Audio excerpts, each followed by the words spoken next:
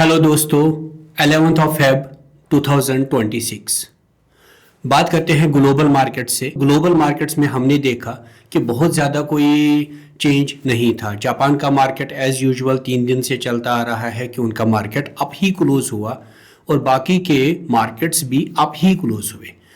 US में problem क्या हो रहा है कि वहाँ पे सेक्टर रोटेशन हो रहा है। टेक से लोग एआई की तरफ जा रहे हैं और हाई रिस्क से लो रिस्क की तरफ जा रहे हैं क्योंकि मार्केट में सर्टेनिटी कहीं ना कहीं मिसिंग है। तो सर्टेनिटी किस चीज़ से आती है? लोगों को नहीं आती किसी भी चीज़ से, उनकी मर्जी है, कभी भी किसी भी डायरेक्शन में निकल लेते हैं। वहाँ पे डिसाइड कौन करता है वर्ल्ड वाइड के टेक स्टॉक्स डोमिनेट करेंगे, ऑयल स्टॉक्स डोमिनेट करेंगे, कौन से स्टॉक्स? ये ब्लैक रॉक, वैनगार्ड जैसी बड़ी बड़ी कंपनीज ही डिसाइड करती हैं कि अब हमें पैसा कहाँ रखना है। तो उसी वजह से क्या हो जाता है कि सेक्टर रोटेशन, ये थ्योरीज वो थ्योरीज, बहुत सारी थ्योरीज आती हैं, लेकिन अल्टीमेटली पैसा लैंड कहाँ करता है? अगर सब कुछ खतरे में चल रहा है तो गोल्ड और बिटकॉइन एंड अदर एसेट्स में।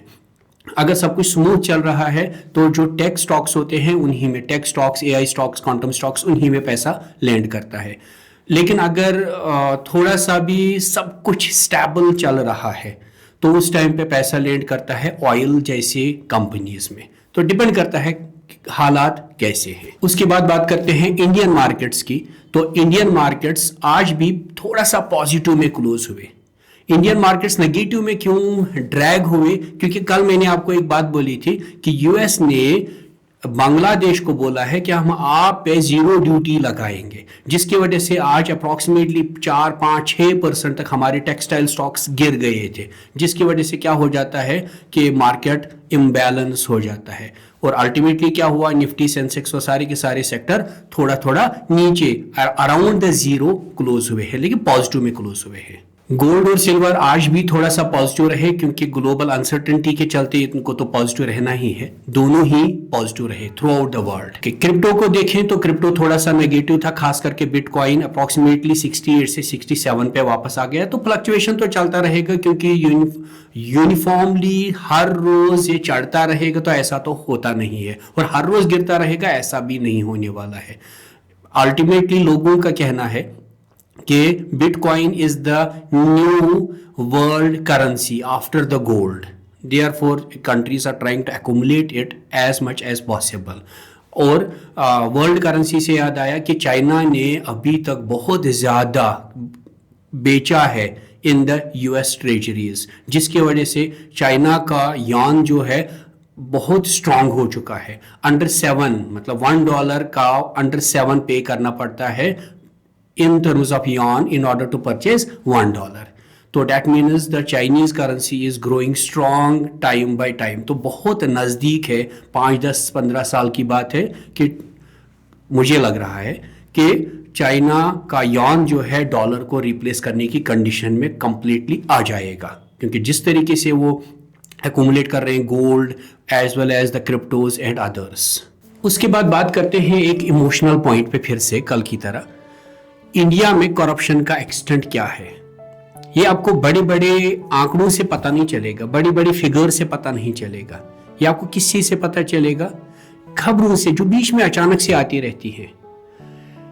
इंडिया में मध्य प्रदेश में एक पर्सन है सौरभ शर्मा, आरटीओ में कांस्टेबल है, और उसके पास से जब उसको ईडीआई ने रेड डाला तो उसके पास से क्या मिलता है?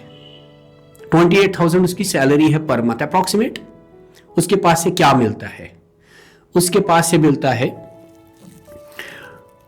52 kg of gold, 234 kg of silver, 50 crore का विला दुबई में वो भी, और 400 करोड़ के एसेट्स किसके पास मिलते हैं? एक आरटीओ के एम्प्लॉई के पास जिसकी सैलरी 28,000 है। अब आप बोलेंगे खानदानी अमीर रहा होगा, इसकी वजह से है, या तो कोई और साइड ट्रेड करता है इसकी वजह से है। तो फिर वो जॉब 28,000 वाली कर क्यों रहा है जब उसके पास इतना सब है ऑलरेडी, या पैरेलल इनकम से? अगर आपके पास पैरेलल इनकम इतनी हो जाए कि आप इतना सब खरीद सको, 1000 करोड़ के एसेट्स, तो आप ये 28,000 वाली जॉब करोगे ही क्यों? उसके लिए करप्शन करोगे क्यों? आपको नहीं लगता आज के दिन अगर हम सड़क से चल रहे हैं तो हमें डर रहता है कि ट्रैफिक पुलिस पकड़ लेगी, ये पुलिस पकड़ लेगी, अब ये हो जाएगा। अगर हमें सरकारी कोई भी काम पड़ जाता है या सरकारी अधिकारी कहीं पे भी सामने मिल जाता है, हमें पता है हमारा जेब खाली होना है, भले ही हम लोग निर्दोष हैं या दोषी हैं, हमारी जेब तो खाली होने वाली है। यही है ना, कंट्री का हाल यही है। अगर आप कोई भी सेटअप शुरू करने चाहो, आपको नहीं लगता कि आपको ये सर्टिफिकेट वो सर्टिफिकेट जमा करने में इतना सारा टाइम और इतना सारा पैसा जाता है कि आप बीच में ही सोच देते हैं यार छोड़ दो, मेरे को ये बिजनेस ही नहीं करना, मेरे को इसमें घुसना ही नहीं है, क्योंकि इतना परेशान करते हैं। हजार 100 रुपए के घूस पकड़े हुए लेते हुए पकड़े जाते हैं ये सरकारी एम्प्लॉइज। मैं सबकी बात नहीं कर रहा हूं, मैं करप्ट लोगों की बात कर रहा हूं, लेकिन आपका मेरा सामना हमेशा बेचारे करप्ट लोगों के साथ ही पड़ता है ना। तो इसीलिए कंट्री में ईज ऑफ डूइंग बिजनेस बहुत खराब है।